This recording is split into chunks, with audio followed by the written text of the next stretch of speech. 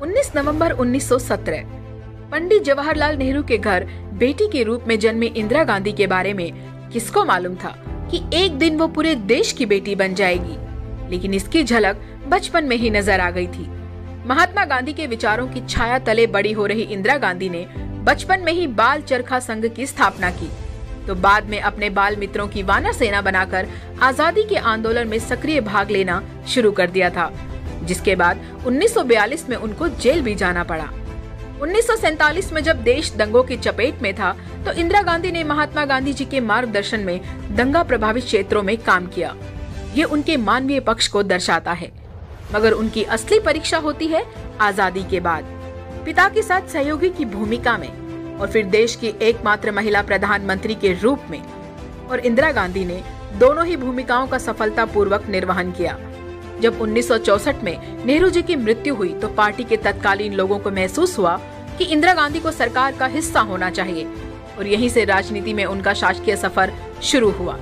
जब 1966 में इंदिरा गांधी जी को प्रधानमंत्री चुना गया, तो बहुत से लोगों ने एक महिला के रूप में उनके नेतृत्व को कमजोर माना, मगर 19 जुलाई 1969 को इंदिरा गांधी जी ने 14 बैंकों का राष्ट्रीयकरण करके अपने मजबूत इरादे जाहिर कर दिए।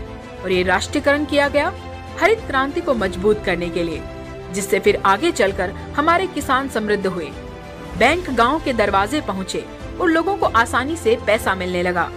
इतना ही नहीं, इस क्रांतिकारी फैसले के 2 साल बाद 1971 में बांग्लादेश के मुक्ति संग्राम में इंदिरा गांधी ने दुनिया का भूगोल बदलकर बता दिया कि वो मजबूत भारत का इरादा लेकर आई हैं।